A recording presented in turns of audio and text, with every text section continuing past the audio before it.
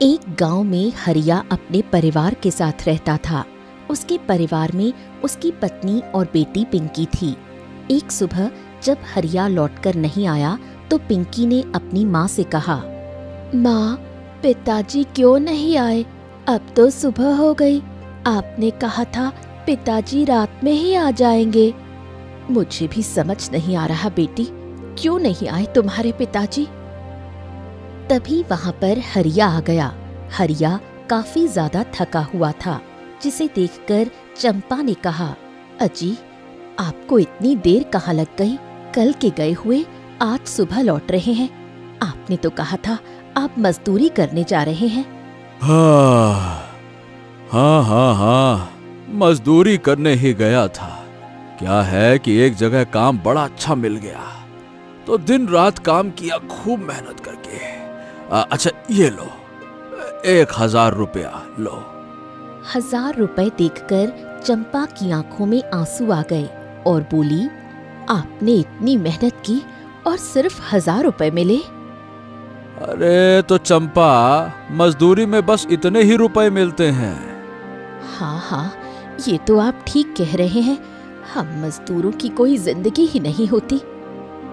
वहीं पिंकी पैसों को देखकर काफी ज्यादा खुश हुई और बोली, पिताजी, आज तो हम गोलगप्पे खाने चलेंगे ना? आपने कहा था पैसे मिलेंगे तब गोलगप्पे खाने ले चलोगे। हाँ, क्यों नहीं पिंकी बेटा, शाम को चलेंगे, है ना? अरे, ये क्या बात हुई? पैसों को देखकर तुम इतनी जल्दी खुश क्यों हो जाती हो? पता है घर का राशन भी आना है। तो क्या हुआ माँ, मुझे तो गोलगप्पे खाने हैं। अरे मेरी बिटिया, तू चिंता ना कर। जब शाम को राशन लेने जाऊंगा तभी गोलगप्पे भी तुझे खिला दूंगा, ठीक है? ये सुनकर पिंकी काफी ज्यादा खुश हुई और वो वहां से बाहर चली गई, जिस पर चंपा ने हरिया से कहा, आप क्यों उसे इतना बिगाड़ रहे हैं? हम लोग बहुत गरीब हैं, आपको पता नहीं है क्या? अरे मुझे सब पता है चंपा, लेकिन देखो ना, वो है तो हमारी इकलौती संतान, और मैं नहीं चाहता कि हम लोगों ने जितना दुख झेला है वो भी उतना सहे। ये सुनकर चंपा ने कुछ नहीं कहा। समय धीरे धीरे गुजर रहा था। अब गांव में काम बहुत ज्यादा कम हो गया, जिसे देखकर हरिया काफी परेशान था। अरे गांव में तो काम ही नहीं मिल रहा, अब करूं तो क्या करूं? हरिया को परेशान देखकर उसकी पत्नी चंपा ने उससे कहा, क्या हुआ? आप इतने परेशान क्यों लग रहे हैं? गांव में काम ही खत्म हो गया है, तो इसी वजह से अब। क्या गांव में काम खत्म हो गया? तो अब आप क्या करेंगे? अब यही तो समझ में नहीं आ रहा चंपा। सोच रहा हूँ दूसरे गांव चला जाऊं। वैसे भी मुझे दूसरे गांव तो जाना ही पड़ता है, तो यही करता हूँ। अगर आप दूसरे गांव चले जाएंगे तो फिर हमें बिल्कुल भी अच्छा नहीं लगेगा। तो क्या करूं चंपा, भगवान ने मजदूर बनाया है तो मजदूरी तो करनी ही पड़ेगी ना। अब बैठे बैठे तो कुछ नहीं मिलने वाला। हाँ, ये तो आपने ठीक कहा। ठीक है, आप शाम को चले जाना। वैसे आप इस बार कौन से गांव में जाएंगे? इस बार मैं उदयपुर में जाऊंगा, क्योंकि वहां पर काम अच्छा मिल जाता है। ये सुनकर चंपा ने कुछ नहीं कहा। शाम के समय जब पिंकी को इस बारे में पता लगा तो पिंकी ने अपने पिता हरिया से कहा, पिताजी, आप जल्दी लौट आना, और आपके चले जाने के बाद माँ मुझे बहुत डांटती है। अरे ए चंपा, मेरी बिटिया रानी को तुम काहे डांटती हो? हैं? ये मेरी बात नहीं मानती, इस वजह से। बेटा पिंकी, माँ की बात माना करो, है ना? चलो ठीक है, अब मैं जाता हूँ, जल्द ही लौट के आऊंगा। ध्यान रखना बेटा अपना। हाँ, आप जल्द लौट कर आना। इसके बाद हरिया उदयपुर के लिए निकल गया। वहीं दूसरी तरफ उदयपुर गांव का मुखिया काफी ज्यादा परेशान था और उसके आसपास कई सारे लोग खड़े हुए थे। तभी भोला ने मुखिया से कहा, मुखिया जी कुछ तो कीजिए ना, लगातार गांव से लोग गायब हो रहे हैं। हाँ हाँ हाँ, मुझे भी समझ में आ रहा है, पर यह समझ नहीं आता कि आखिर लोग जा कहाँ रहे हैं। मुखिया जी, मुझे तो ऐसा लगता है कि कोई राक्षस या शैतान आ गया है जो लोगों को उठाकर ले जा रहा है। नहीं नहीं नहीं नहीं नहीं, ऐसा नहीं हो सकता। अगर शैतान या राक्षस होता तो अब तक पता चल गया होता। यहाँ पर तो लोग अचानक ही गायब हो रहे हैं ना। ये भी आपने ठीक कहा। मुखिया जी, पर अगर हमारे परिजन नहीं मिले तो हम करेंगे क्या? देखिए, मेरे पिताजी गायब हो चुके हैं, वहीं विनोद का भाई गोपाल गायब हो चुका है। ऐसे तो धीरे धीरे करके कहीं ऐसा ना हो कि एक दिन आप ही गायब हो जाएं। अरे मैं काहे गायब हो जाऊंगा भाई? अब देखो, मैं पूरी कोशिश कर रहा हूं सबको ढूंढने की।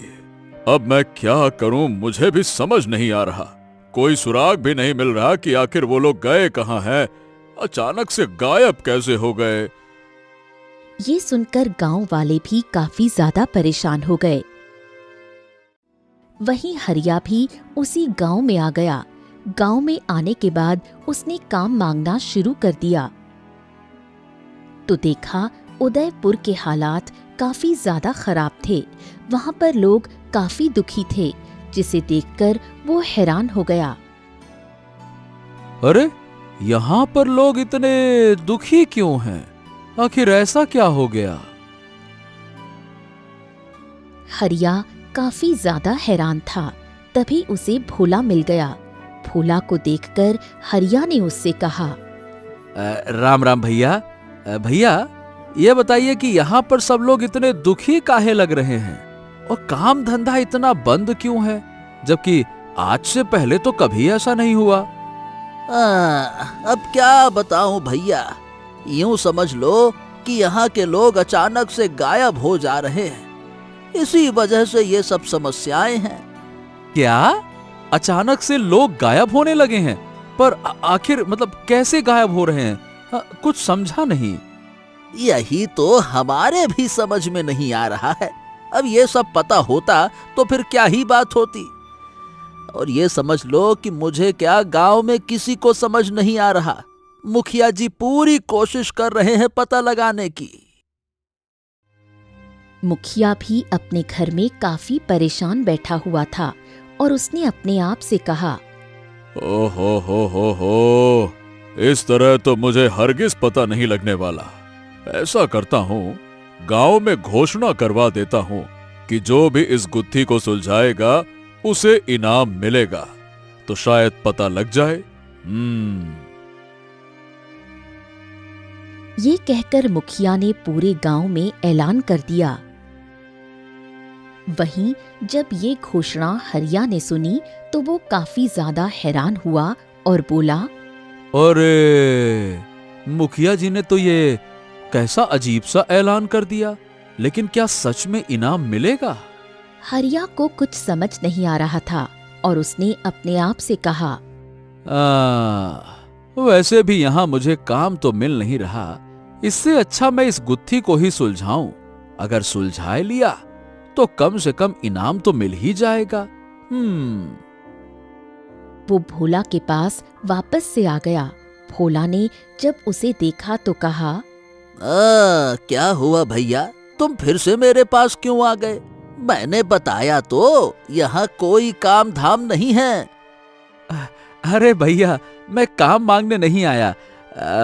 बात यह है कि क्या आप मुझे एक बात बता सकते हैं? हाँ, पूछो पूछो, क्या पूछना चाहते हो, बताओ। मतलब कि आखिर लोग गायब हो कैसे रहे हैं? उनके साथ होता क्या है? अरे, ये तुमने बहुत ही कठिन सवाल पूछ लिया। अब भैया क्या बताऊं, जो कोई भी जंगल की तरफ जाता है वो फिर लौट कर नहीं आता, चाहे वो किसी भी काम से जाए। हो, तो क्या जंगल की तरफ आप लोगों ने ढूंढने की कोशिश नहीं की? काहे नहीं की, बहुत कोशिश की। अरे भैया, वहां कोई मिला ही नहीं।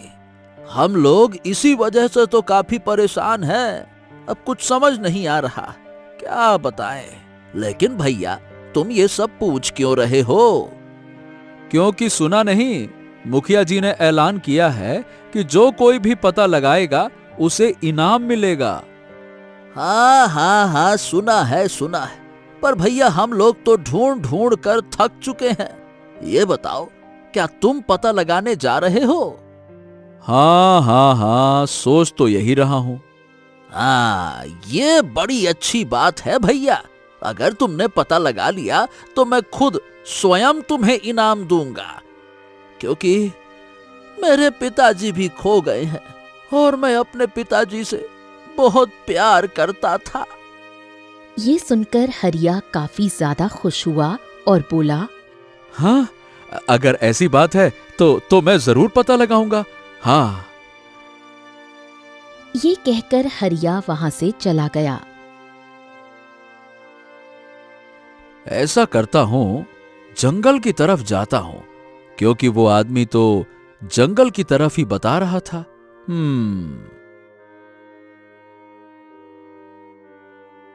जंगल में आने के बाद हरिया इधर उधर देखने लगा, पर वहां उसे कुछ नहीं मिला, जिस पर वो थोड़ा हैरान हुआ और बोला, अरे, यहां पर तो कुछ नहीं है। इसका मतलब वो लोग सही कह रहे थे। अब मैं करूं तो करूं क्या, कहां जाऊं? इसके बाद हरिया जंगल के और अंदर चला गया, पर वहां पर भी उसे कुछ खास दिखाई नहीं दिया।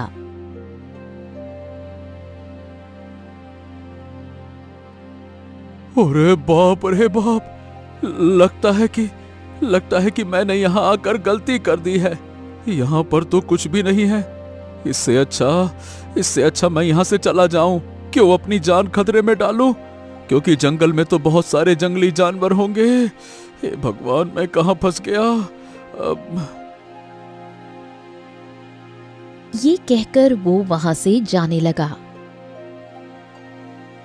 तभी उसे नदी के बहने की आवाज सुनाई दी, जिसे सुनकर उसने कहा, हाँ, ऐसा करता हूँ, नदी पर जाकर पानी पी लेता हूँ। वैसे भी बहुत तेज प्यास लगी है।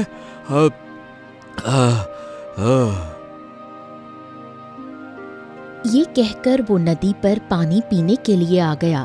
तभी वहां उसे एक घड़ा दिखाई दिया, जिसे देखकर उसने कहा, अरे, ये यहाँ घड़ा कैसे रखा हुआ है?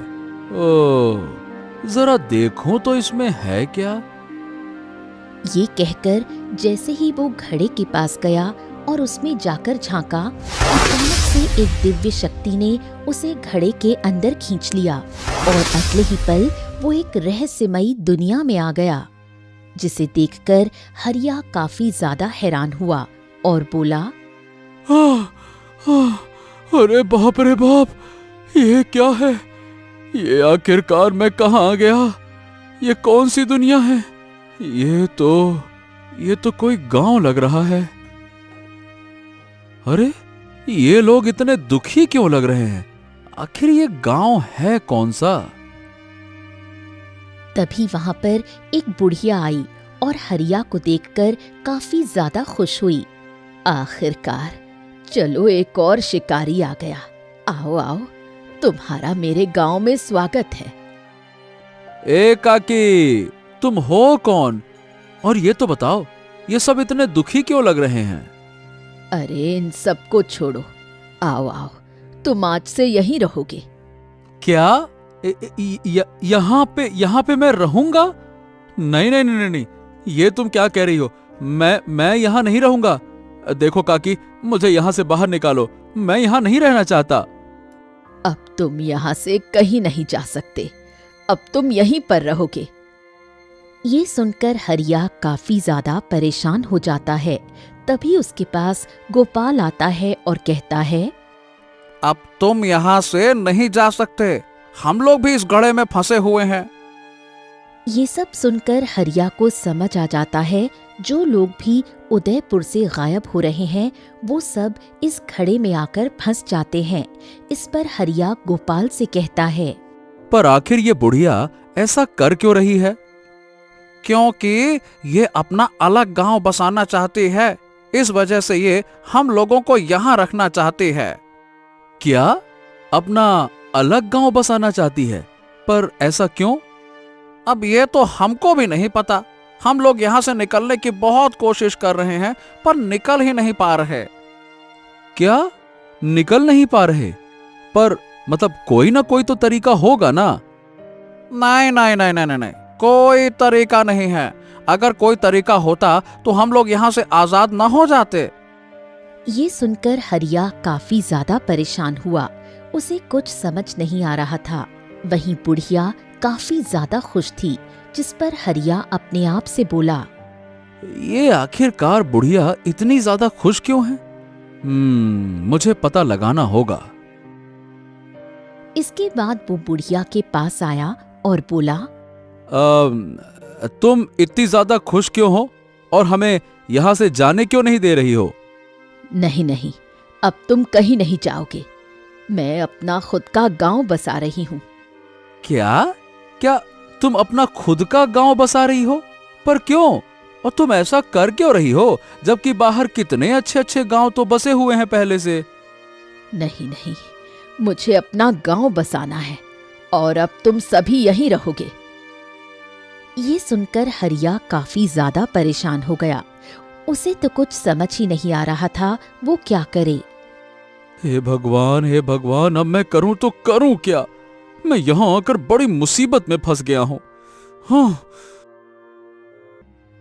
इसके बाद हरिया फिर से उन लोगों के पास आया जो वहां पर परेशान बैठे हुए थे। वहीं मदन तो काफी तेज तेज रो भी रहा था, जो लगभग बूढ़ा था, जिस पर हरिया ने गोपाल से कहा, अरे ये आखिर इतना तेज तेज रो क्यों रहा है? क्योंकि इन्हें अपने बेटे की याद आ रही है। ये सुनकर हरिया समझ गया कि ये भोला के पिता हैं। इस पर हरिया ने कहा, ओहो, देखो भाई, हमें यहां से किसी न किसी तरह बाहर निकलना ही पड़ेगा। निकलना पड़ेगा, कोई फायदा नहीं है। हमने कई सारी कोशिश करके पहले ही देख ली, कुछ नहीं होने वाला। अच्छा, ऐसी बात है। पर ऐसा तो हो ही नहीं सकता कि यहां से निकलने का कोई ना कोई तरीका ही ना हो। ये कहकर हरिया वहां से चला गया और गांव में घूमने लगा। गांव बिल्कुल वैसा ही था जैसे बाहरी दुनिया में था, जिसे देखकर हरिया ने कहा, बड़ी हैरानी वाली बात है, इतने छोटे से घड़े में इतना बड़ा गांव कैसे बस सकता है? हरिया इधर उधर घूमकर चारों तरफ गांव को देख रहा था। तभी अचानक उसके पास एक तोता उड़कर आया। तोते को देखकर हरिया हैरान हुआ और बोला, अरे यहाँ पर तो पंछी भी है। तुमने बिल्कुल ठीक कहा।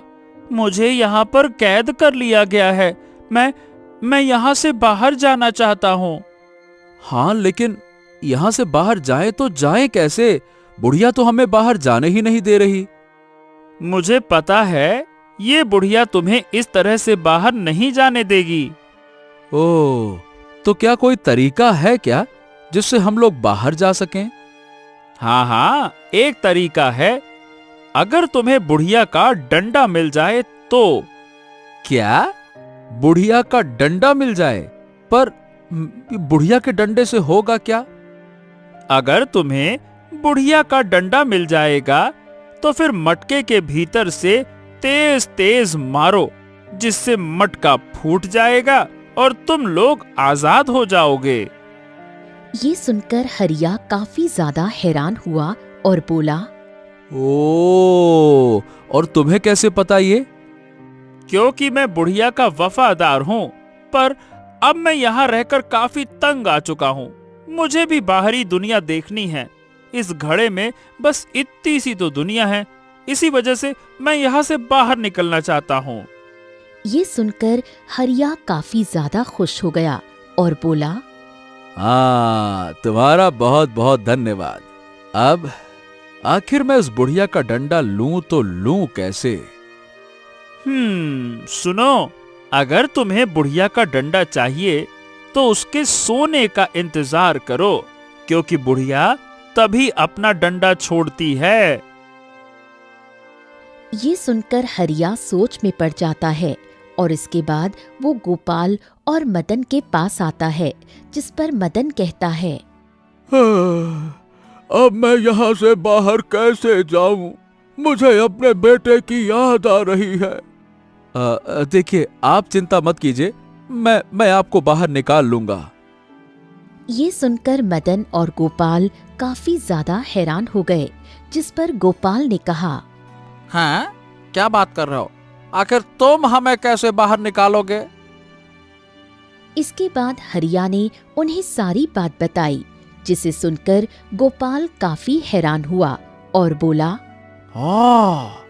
तुम्हें यह किसने बताया? मुझे ये सब बात तोता ने बताया है। वही तोता जो बुढ़िया के साथ रहता है। क्या बात कर रहे हो? पर हमें तो आज तक तोते ने कभी ऐसा कुछ नहीं बताया, फिर तुम्हें कैसे बता दिया? हाँ, ये तो मुझे भी नहीं पता। इसके बाद हरिया ने उन लोगों को एक उपाय बताया कि किस तरह बुढ़िया से डंडे को छीना जाए, जिस पर गोपाल ने कहा, ओहो, पर यहाँ पर तो रात होती ही नहीं है। हम पता कैसे लगाएं कि बुढ़िया कब सोती है? क्या बात कर रहे हो? यहाँ रात नहीं होती है? और क्या, हमें तो जब नींद आती है हम तब सो जाते हैं, रात होती ही नहीं है। ये सुनकर हरिया काफी ज्यादा हैरान हो जाता है। वहीं दूसरी तरफ मुखिया काफी ज्यादा परेशान था, क्योंकि अभी तक कुछ भी पता नहीं लग पाया, जिस पर मुखिया ने कहा, हो, बड़ी हैरानी की बात है कि घोषणा करने के बाद भी किसी ने पता नहीं लगाया। आखिर क्या कोई पता लगाना चाहता ही नहीं है क्या? क्यों रे भोला? अब ये तो मुझे भी नहीं पता मुखिया जी, लेकिन हाँ, वो जो नया आदमी हमारे गांव में आया था वो पता लगाने गया है। ये तुम किसकी बात कर रहे हो? कौन आया था हमारे गांव में? मुझे तो इस बारे में कोई जानकारी ही नहीं है। इसके बाद भोला ने मुखिया को सारी बात बताई, जिसे सुनकर मुखिया हैरान हुआ और बोला, क्या बात कर रहे हो? इसका मतलब वो यहाँ पर काम की तलाश में आया था? हाँ मुखिया जी, पर अब वो ये पता लगाने गया है कि आखिर इन सब के पीछे है कौन। ये सुनकर मुखिया सोच में पड़ गया और बोला, अरे वाह वाह वाह वाह, ये तो बड़ी अच्छी बात है। मैं भगवान से एक ही दुआ करूंगा कि उसे पता लग जाए। हाँ, मैंने भी उससे कह दिया, अगर उसे पता लग गया तो मैं भी उसे इनाम दूंगा। दूसरी तरफ हरिया गोपाल और मदन को पूरे गांव में फैला देता है और उन्हें पता लग जाता है कि बुढ़िया एक झोपड़ी में रहती है, जिस पर हरिया ने कहा, देखो मेरी बात सुनो, हम लोग इसी झोपड़ी के बाहर पहरा देंगे। जैसे ही बुढ़िया सो जाएगी, आप लोगों को पता है ना क्या करना है? हाँ, हमें सब पता है कि हमें क्या करना है, तुम बिल्कुल चिंता मत करो। इसके बाद वो लोग बुढ़िया की झोपड़ी के बाहर घूमने लगे। बुढ़िया ने ये सब देखा तो थोड़ी हैरान हुई और बोली, तुम लोग मेरी झोपड़ी के बाहर क्या कर रहे हो? बस कुछ नहीं, यूं ही ऐसे ही घूम रहे हैं। क्या ऐसे ही घूम रहे हो? पता नहीं आज मेरा तोता कहाँ चला गया, वो भी दिखाई नहीं दे रहा। क्या तुम लोगों ने उसे देखा है? नहीं, हम लोगों ने तो नहीं देखा। बड़ी हैरानी वाली बात है, आज पता नहीं क्या क्या हो रहा है। इसके बाद बुढ़िया आराम से झोपड़ी में चली गई। उसके झोपड़ी में जाने के बाद हरिया ने मदन को इशारा किया, जिस पर मदन ने गोपाल से कहा, अरे आओ आओ आओ आओ, ए गोपाल इधर आओ, मैं तुम्हें एक कहानी सुनाता हूँ। कहानी? हाँ हाँ सुना दो काका। वैसे भी बहुत दिनों से कोई कहानी सुनी नहीं है, शायद सुनने से ही नींद आ जाए। इसके बाद मदन गोपाल को एक कहानी सुनाने लगा। कहानी के प्रभाव से बुढ़िया सो गई। जब हरिया ने ये सब देखा तो काफी खुश हुआ और बोला, हाँ, बुढ़िया सो गई, अब चलो जल्दी से चलो। इसके बाद उन्होंने देखा बुढ़िया आराम से सो रही थी। हरिया ने चुपके से डंडा उठा लिया और फिर वो लोग बाहर आए और हरिया बोला, चलो डंडा तो हमें मिल गया, अब चलो जल्दी से घड़े की अंदरूनी दीवार के पास चलते हैं। पर ये बताओ, आखिरकार ये अंदरूनी दीवार है कहाँ? तभी वहां तोता आया और बोला, मैं तुम लोगों को लेकर चलता हूँ, जल्दी जल्दी चलो वरना बुढ़िया जाग जाएगी, आ जाओ। इसके बाद वो लोग उसी तरफ चले गए। तोता उन्हें जल्दी जल्दी चलने के लिए कह रहा था, जिस पर गोपाल ने कहा, हाँ, अरे आखिरकार वो दीवार है कहाँ और कितना दूर चलना पड़ेगा? बस थोड़ा दूर और है, दीवार आने ही वाली है। ध्यान रखना, वार तेजी से करना, पूरा जोर लगा के। हाँ हाँ ठीक है ठीक है ठीक है, हम लोग जोर जोर से ही वार करेंगे। पर यह बताओ, क्या हम लोग किसी और चीज से वार नहीं कर सकते? नहीं नहीं नहीं नहीं नहीं, इसी डंडे से ही ये घड़ा टूटेगा।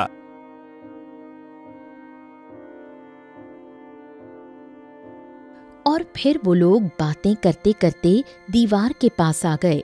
दीवार को देखकर हरिया ने कहा, ओ, तो इसका मतलब यही वो दीवार है जिस पर डंडे से वार करना है। हाँ हाँ, यही वो दीवार है।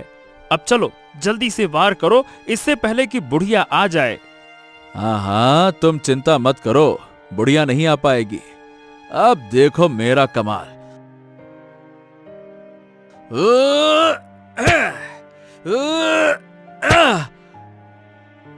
अरे बाप रे, अरे ये तो हिल रहा है। हाँ हाँ, तो अब चलो जल्दी से मारो ना, ये हिलने विलने की चिंता मत करो, जल्दी मारो। तभी वहां बुढ़िया आई और चिल्लाकर बोली, ये सब क्या हो रहा है? तुम लोगों की हिम्मत कैसे हुई ये सब करने की? तभी बुढ़िया की नजर तोते पर गई और उसने कहा, अच्छा, तो इसका मतलब तूने मेरे साथ गद्दारी की। मैं तुझे छोड़ूंगी नहीं, रुक जाओ, वरना मुझसे बुरा कोई नहीं होगा। जल्दी जल्दी वार करो, वरना ये बुढ़िया हमें यहाँ से जाने नहीं देगी, जल्दी करो।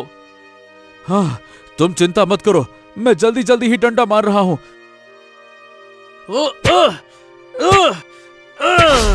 तभी हरिया ने एक और डंडा मारा, जिससे दीवार टूट गई और अगले पल ही वो लोग घड़े से बाहर आ गए।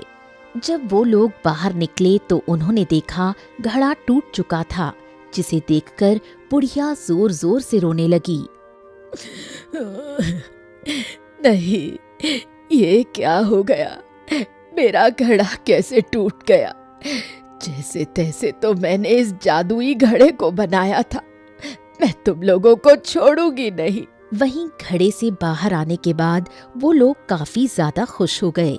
हाँ। आखिरकार हम लोग इस घड़े से बाहर निकल ही आए।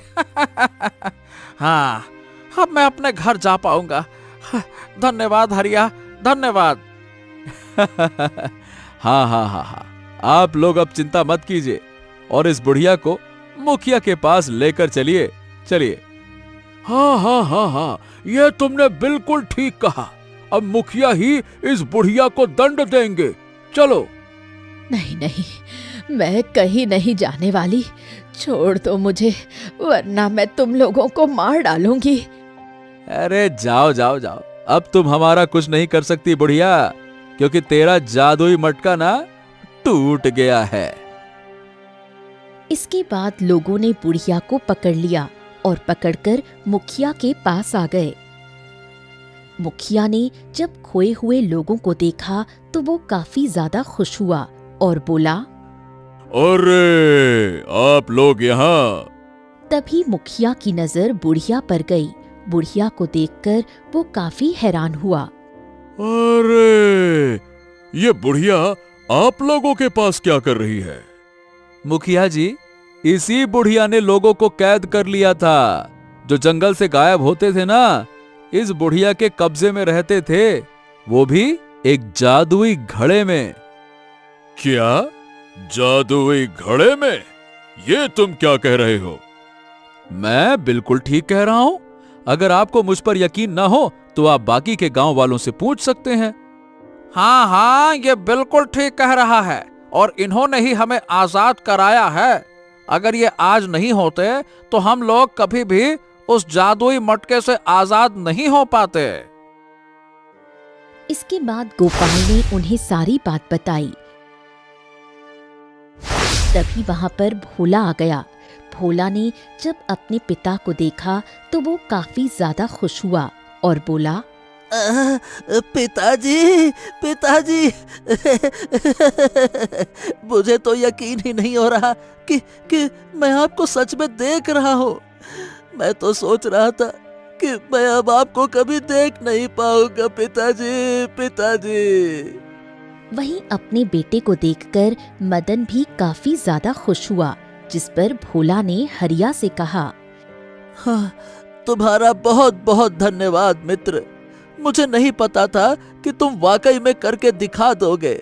बहुत अच्छे। ये लो तुम्हारा इनाम।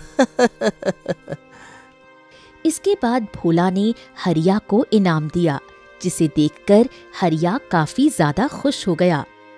वहीं मुखिया भी काफी ज्यादा खुश था और उसने कहा, वैसे मानना तो पड़ेगा कि तुम बहुत बहादुर हो। शाबाश। और हाँ, इस बुढ़िया को हम देशद्रोही करार देते हैं।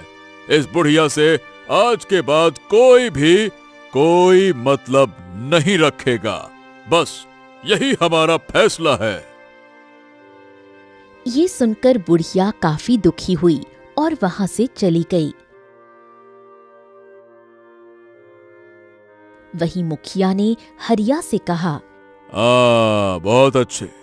आज तुम्हारी वजह से ये रहस्यमयी गुत्थी सुलझ गई, इसीलिए मैं तुम्हें इनाम देता हूं। इसके बाद मुखिया ने भी हरिया को इनाम दिया। इनाम देखकर हरिया काफी ज्यादा खुश हुआ और बोला, आप लोगों का बहुत बहुत धन्यवाद। मैं तो यहाँ काम करने आया था, लगता है कि भगवान को कुछ और ही मंजूर था। यही तो होता है। हम जो सोचते हैं भगवान वो कभी नहीं करते।